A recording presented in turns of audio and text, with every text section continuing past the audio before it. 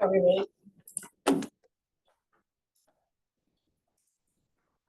All right. Good afternoon, everybody. This is the October 1st Landmark Preservation Commission meeting. Welcome, everybody. I am calling the meeting to order at 1 p.m. The first thing that we do at the commission meetings is introduce ourselves, and I'll go ahead and go because I'm already talking. My name is Julie Johnson. I am a Historic Preservation Project Manager, and I was nominated by the community at large. Graham, can you take it away? Yes, my name is Graham Johnson, also a Preservation Project Manager nominated by the Denver Planning Board. I'm Larry Sykes. I'm an architect nominated by History Colorado. I'm Emily Hazen, a designer and preservationist nominated by City Planning. I'm Nick Fusianas. I'm an architect and a developer, and I was nominated by the American Institute of Architects. Hello, I'm George Dennis, retired law enforcement nominated by History Colorado. I'm Rusty Brown, architect, nominated by AIA. My name is Christopher McInnes. I was nominated by the mayor's office, and I'm a forensic architect. And I'm Brittany Bryant, Denver Landmark Preservation staff. Thanks, everybody. The first thing we've got on our agenda is the meeting records for approval. They're September, I'm sorry. The very first thing is audio tips for virtual participants. For those of you joining us virtually, for better sound quality, we strongly encourage you to download Zoom on your laptop, desktop, tablet, or mobile device. You can click on the audio settings to bring up an additional menu. You can add a background noise suppression, test your speaker and microphone, adjust their maximum output volumes. For presenters or public commenters that are joining us virtually, when it is your turn to speak, to mute or unmute, please click on the microphone icon at the bottom of your screen. Expanding the menu next to the microphone will reveal additional options. You can select your speaker and microphone devices, test your microphone and speakers, and adjust their maximum output volumes. And if you're still having audio challenges, you can switch to your phone for audio. All right, so next we have the meeting records for approval. We have September 3rd, 2024 and September 17, 2024. Commission members, do you have any corrections or additions to the meetings? All right, do I hear a motion?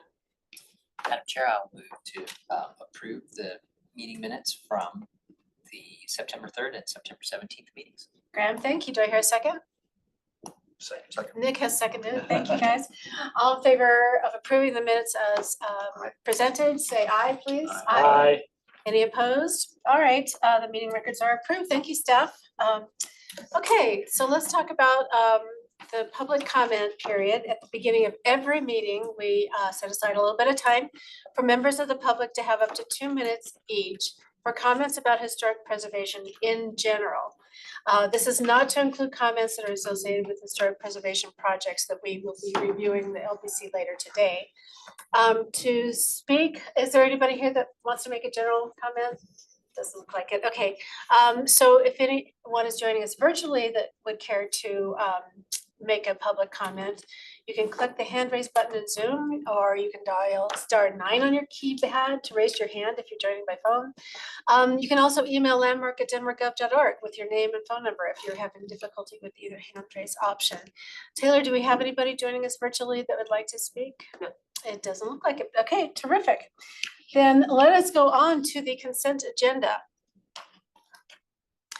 So these are routine design review items which meet the design and guidelines and are recommended for commission approval without discussion. Any commission member can request that an item on the consent agenda move to the design review process. I will announce the consent agenda by address. I will ask anyone if they have any ex parte or any conflicts of interest. The commission members will announce any issues. Also, commission members, please let me know if you want to pull anything off to ask additional questions. The commission will make a motion and vote. And if your project is one of these that is approved during the consent agenda portion, you may leave the meeting. You don't have to, but you can. You're free to leave the meeting.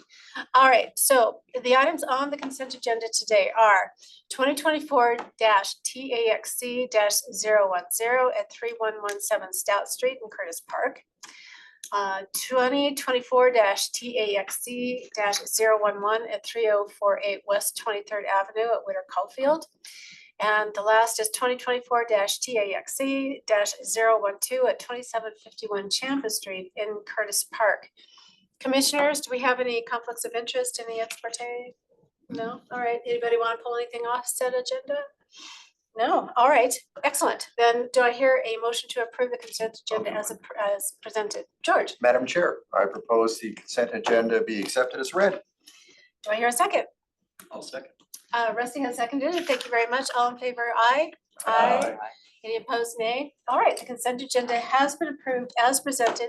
And like I said, if you are part of that consent agenda, you are free to leave the meeting. You are, of course, welcome to stay with us, but you do not have to. Sorry, that's okay. All right, now we move on to the design review portion of our meeting today. Design review, this is how it works. The chair will announce the design review items on the agenda in order by address. Commission members will announce any ex parte or conflicts of interest. Staff will introduce the application and recommendation, which will be limited to, so staff is limited to 10 minutes? We just added that. Oh, okay. Sorry. So let me start over. The staff will introduce the application and recommendation, and that discussion is limited to 10 minutes. Commissioners may question staff. The applicant presentation is limited to 10 minutes, and commissioners may also question the applicant. After which public comment period is next, and anyone who wishes to make a public comment will be given 2 minutes per person. Anyone here that is here in person can raise their hand so that I know that you want to make a public comment. If you are joining us virtually and you would like to speak and you are not part of that applicant team, please click the hand raise button, and for those calling via phone, you can dial *9 to raise your hand. If you are having difficulty with either hand raise option, email landmark@gov.org with your name and phone number. Staff will clarify if necessary, and the commission will deliberate, and then the commission will take a motion and vote. The first item on our design review is 2024-COA-710 at 435 North Race Street in the Country Club District, and Jesse White is our staff person. Hi, Jesse. This isn't logged in, so I can't turn my camera on. 1 second. It keeps doing that.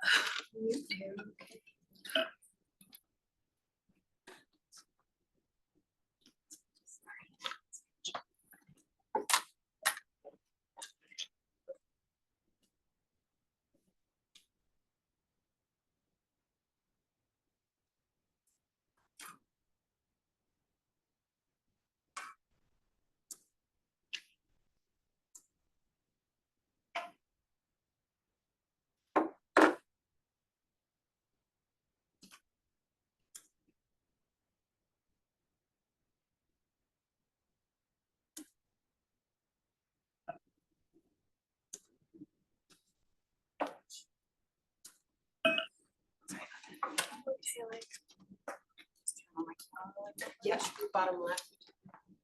All right. So here we have 435 Race Street.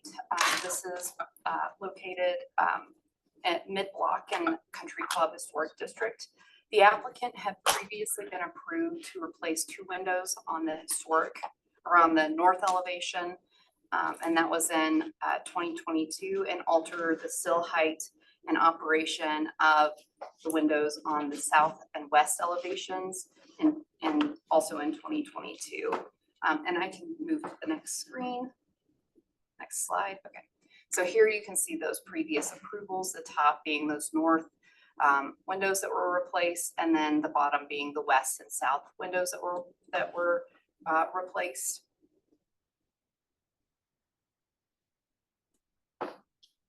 If you need me to change the slides, Change the just slides. ask. Thank you.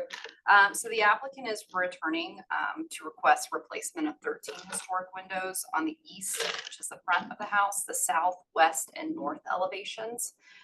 Here you can see a site plan showing the location of those. The ones with squares are the ones that are requested for replacement.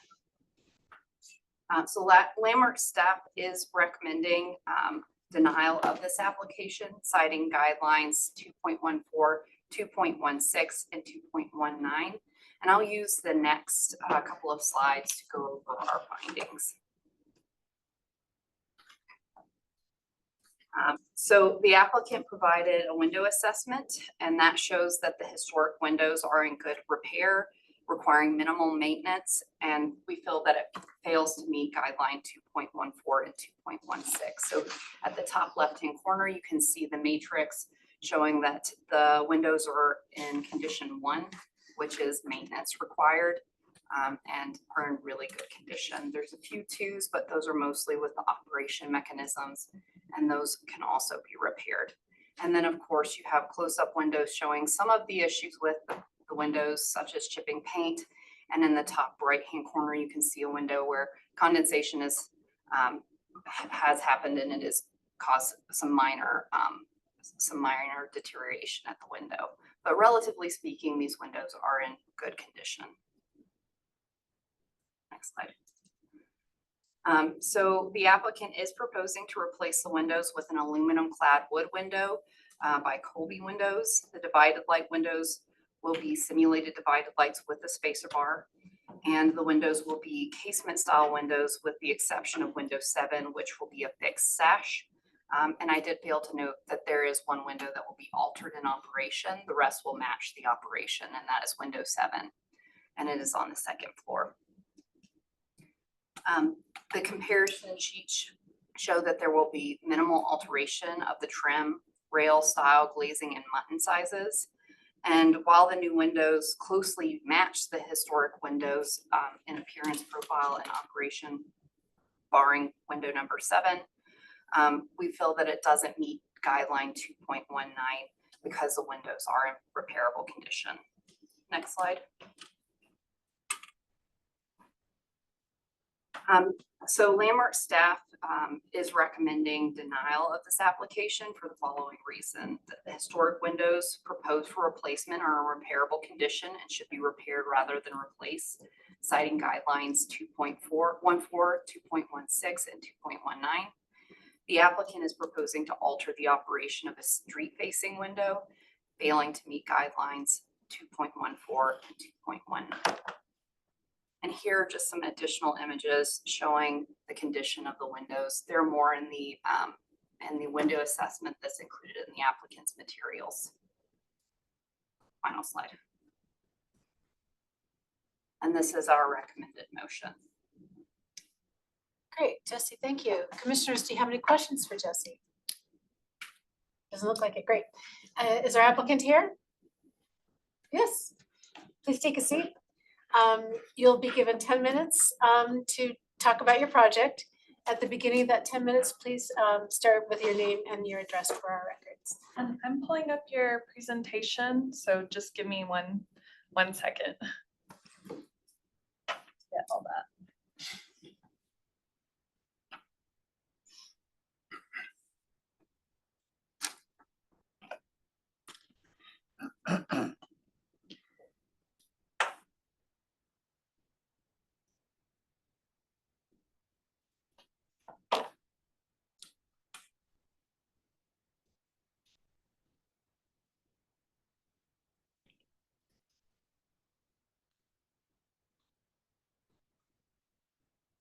When you're ready. Thank you. My name is Richard Henry. I'm an architect. I was the architect that worked with Judy Gervasini, who will, I suppose, speak to you later, perhaps, but as the homeowner, with the project starting, as I will go through the chronology of the project, but I'm an architect and I prepared the application. Let's see, this is you could show this slide and then the next one, and then the next one, and the fourth one, please. I'll leave it here because this kind of gives us a good point of reference. But the house was built in 1929. Judy purchased the house in 1990 and moved in 1992 after making alterations both interior and exterior. The exterior alterations in 1990 were reviewed with the Denver Landmark Preservation Design Review Committee and approved.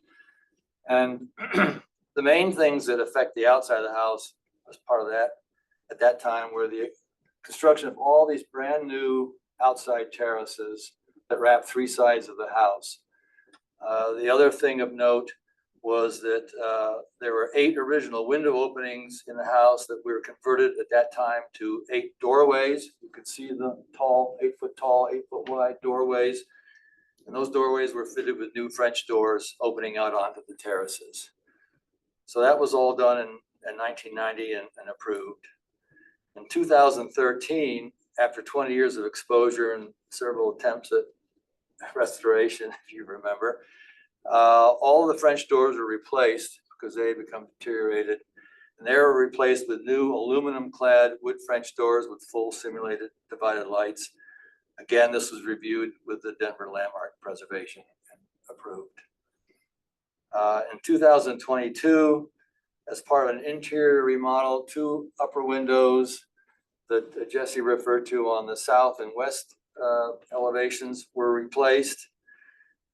Those were replaced with new aluminum clad wood French windows. With aluminum clad wood windows with simulated divided lights. And they were also approved administratively. Also in 2022, a different architect submitted, but it was a project for a 1-story addition to the back of the house. That project received its COA in November of 2022, and it included replacement of 6 windows at the garage. All of those windows, as well as all the new doors and windows on the addition behind the house, were approved as aluminum clad wood units with full simulated divided lights. Earlier this year, Judy and I submitted an approval to replace 4 more windows, much in line with the 2 windows on the west and south from 2022, as part of another interior renovation. We were advised by staff that 4 additional windows took us over the quota of window replacements allowed by administrative approval, and therefore we're here today to review this with you. We were also encouraged at that time by the staff to include any other windows that might be considered for replacement in the future. So my application submitted here includes that increase from 4 windows to 9 windows. So to kind of sum up, there are currently 34 fenestration openings on the 4 facades of the house, 22 windows and 12 doors. Of these 34 openings, 21 have or have been approved to have doors or window units that are not original to the house. So over 60% of the openings are not original. Of the 13 openings that still have original windows, this reapplication requests only 9 windows be replaced approved for replacement. I'll clarify that. Jesse said there were 13. We're only asking for 9 of those 13 to be replaced because 4 of them we wish to preserve. I've become aware of the new distinction between common windows and character windows. The 9 windows we're asking for permission to replace would all fall in the common window category. The 4 windows that we're proposing to preserve and repair are what would be called character windows. These are windows that have diamond pattern leaded glass glazing in the windows. Those are all original to the house. And of the 9 common windows we're proposing to replace, only 3 are on facades that are visible from the public way. So that's just kind of a history of what's before you here on this picture. The 3 items that are staff concerns in their review were: number 1, replacement of original windows that are assessed to be in good condition. 2, the alteration of the operation and sash from 3 sash to 1 sash of window 7, which faces south. And I thought there was a question about the detailing of the mullions between the replacement windows. And we can discuss that and review that again. But as far as the big question, I guess, is the replacement of windows that are in good condition. Over 2 years ago, when we first contemplated replacement windows for the upper floor renovation, interior renovation, I did a lot of research and was delighted to discover that Colby & Colby makes a Heritage Series window, which is virtually exact replication or replica of the windows on this particular house. They make them in wood. They also make them in clad, but they were selected as the windows to be used in the 2022 remodeling so that they would match the existing windows of the house. And there really is no change to the character of the house if these windows were used. Let's see. They're all in swing, which is not common in a lot of manufacturers only do out swing casements. They were in swing casements, and they had profiles that matched the sash profile, the Munson bar or divided light profile of the existing windows. So we use those and we specified those for the 2022 interior remodel. So we have a window, I guess what I'm trying to say is that really matches almost exactly the windows of the house.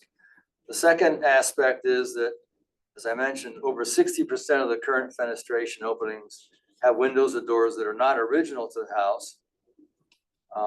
All the windows that have been replaced, and have been approved for replacement are the same aluminum clad wood windows with full simulated divided lights. And 50% of the original common windows to the house, and that includes windows that have already been replaced or have been approved for replacement, were approved for aluminum clad wood replacement windows. So let's see.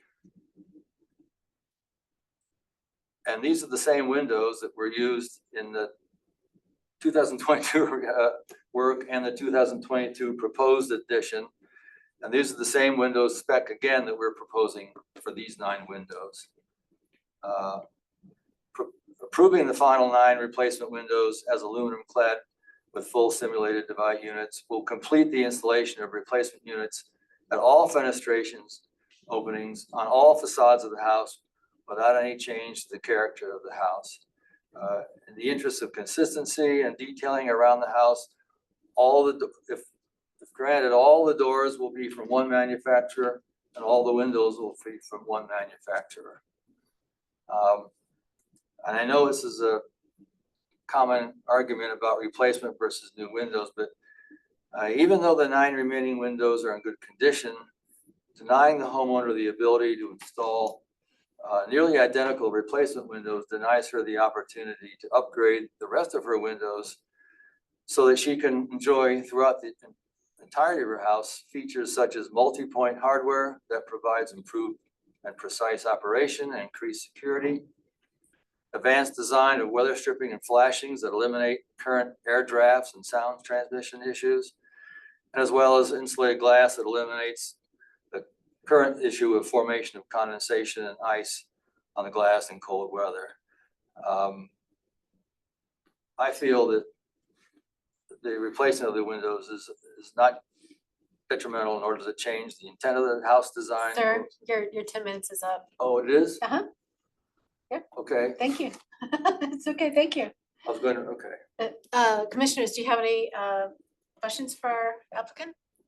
I have a question. You talk about your 60% or replacement windows. Is that including your 1-story addition? And then is that also including the doors that were replaced in the 90s?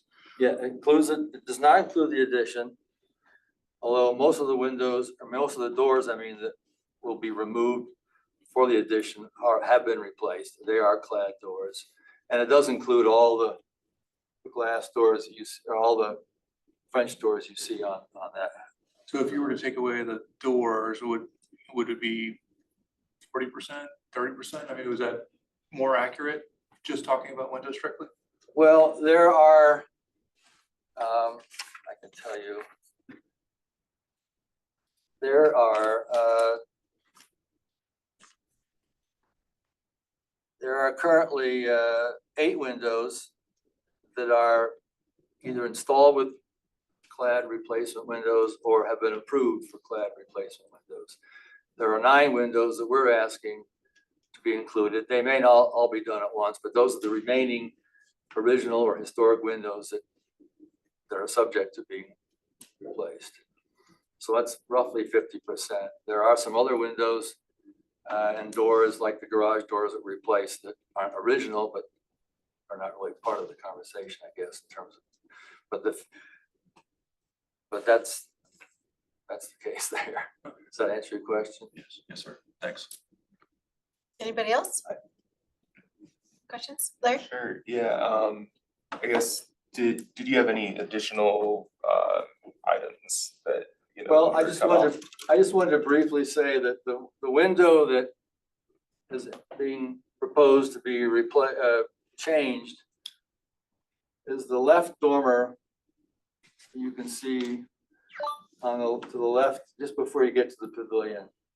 There's 3 windows on that dormer. That's window number 7, which we're requesting that we not only replace the window, but replace it with a single sash fixed unit. Let's see.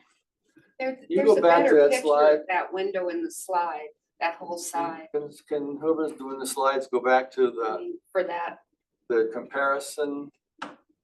Well, there's that. That's the window to the left of the doors on the 2nd floor. If you can go back to There's the 6 slides. to the comparison windows, keep going. There. Go back to that comparison slide. Go forward 1 slide. I'm not sure which slide you Just go are forward. Keep go in. forward 1. Go forward into his There it is. presentation. Window 7 is the upper 2 windows on the right. So the left of the 2 right windows is the existing window, which is a triple casement in-swing unit that's in that dormer. This was my idea to Judy. I was requesting that, or suggesting that we replace that window with a single fixed sash, single sash unit that has the divided lights.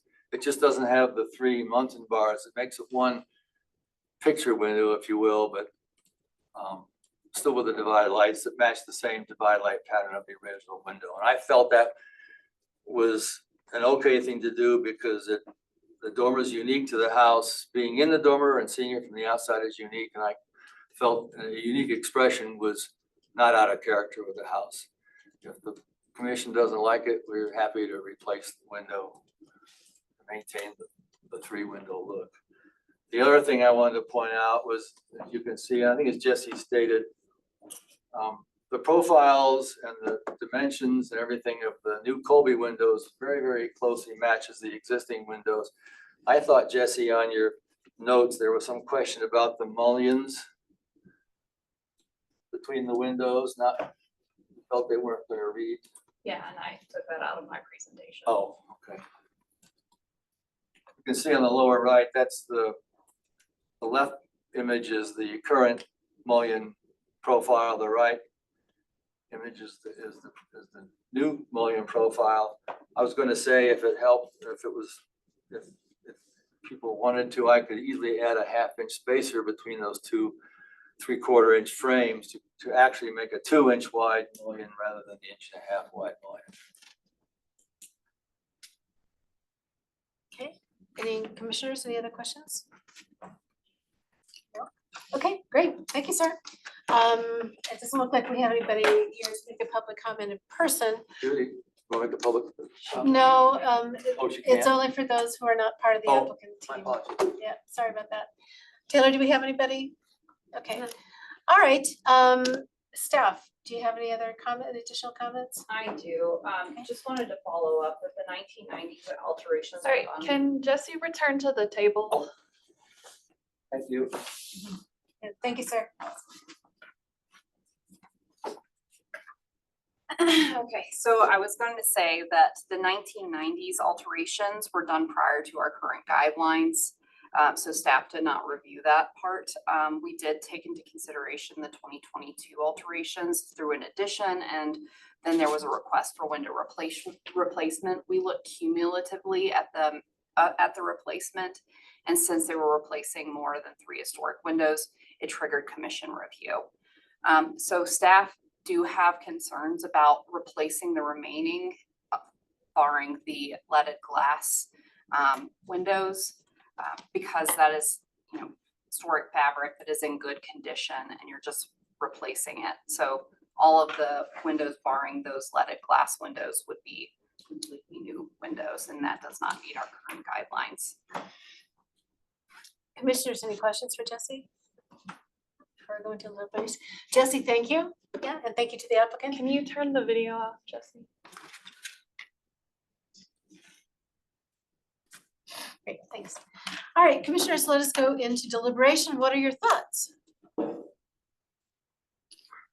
This stuff's never easy. Okay, I can start. George, please do. Yeah. Pretty open and shut. I appreciate the extent of the research that the applicant's done to find a precise duplicate kind of to what is there. And that's, and I can't speak to any previous replacement work that's been done. The one sentence in the staff report is historic windows are in repairable condition. That sinks it right there. I'm going to side with the staff on this one. George, thank you. Anybody else? Yeah, I mean, I have to agree. I mean, the guidelines are pretty clear about preserving historic window materials where they exist, and this is why we request these assessments. And yeah, this is the case, especially because these are street-facing windows. In a way, it's almost, and partly because so many of the windows have been replaced, it's almost more important to retain these few that are remaining. I understand. That's Emily? what I was thinking, is that the proportion of windows already replaced is kind of the opposite argument. Anybody else have any thoughts? Okay, do I hear a motion from the floor? You want to bring the motion up? Script here. Well, we should have it up here. Just a second. I can make a motion, just read it from. Madam Chair. I move to deny application 2023-COA-710 for the replacement of historic windows at 435 Ray Street as per design guidelines 2.14, 2.16, 2.19, character defining features for the Country Club Historic District, presented testimony, submitted documentation, and information provided in the staff report. Nick, Second. thank you. Oh, all right, George has seconded. All in favor, aye. Aye. Opposed, nay. All right, I'm sorry the application has been denied. All right, let's go on then to our next and final design review project, which is 2024-COA-626 at 774 North Elizabeth Street, on 7th Avenue. And Amy is our staff person.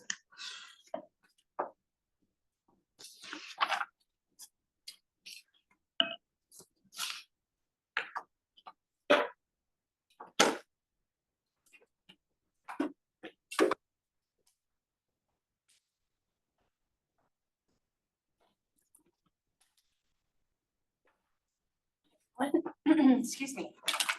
Amy Amadon, representing Landmark staff with 774 North Elizabeth Street, which is a request for solar panels on a home in the historic district in the East 7th Avenue Historic District. The reason this request is before you is that the design guidelines say that when panels are facing a street, they must be reviewed by LPC. So here we have an image of the front of the house and its location in the historic district. Next slide, please. This is an analysis that we require as part of an application of this type to show us where the most appropriate and effective places are to locate panels. This home is oriented east-west. It is very few south-facing roof pitches. You can see on here that the more yellow or orange the coloration is on the roof plan, the better the location is for panels. One of the areas where panels are proposed, you see this labeled 1, 2, and 3. Area 3 is towards the back of the house, and that is a south pitch, so panels are proposed there. But another south pitch at the front of the house is not a valuable area for panels, so none there. The ones we're really here to talk about are in area 1. They face the street. If you'll go to the next image, please. Here's a site plan view. In addition to the panels themselves, there's equipment shown on the back of the house with all the little boxes and the arrows pointing there. They'll be mounted to the back of the home, appended to an addition that does not appear to be original. Next slide, please. In applying the design guidelines, there are 2 guidelines that are applicable, both of which really are addressing visual impact of the panels themselves and of the equipment that's needed to support them. Staff finds the equipment is appropriately located at the back of the house and again doesn't affect historic materials, so we support that. And in terms of the panels themselves, there are a few things that we think successfully reduce visual impact concerns.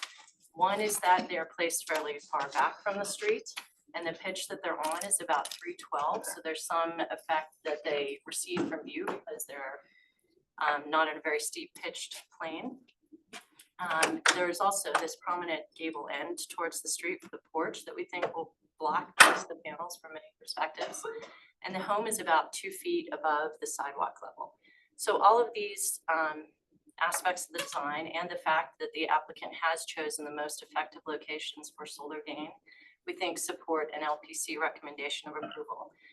The guidelines, as I understand it, were amended sometime recently to really accommodate and allow this kind of energy efficiency. We want to be part of solutions here too, and just want people to be careful when they're planning locations. Next slide, please. So with that, staff recommends approval, finding that the guidelines are met. Amy, thank you. Commissioners, do you have any questions for Amy? Okay, all right, thanks very much. Thank you. I believe my applicant, Steve Weaver, is online. Okay, great.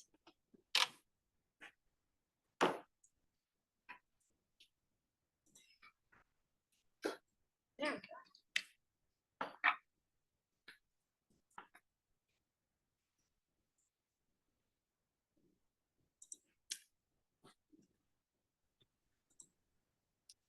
There's Steve.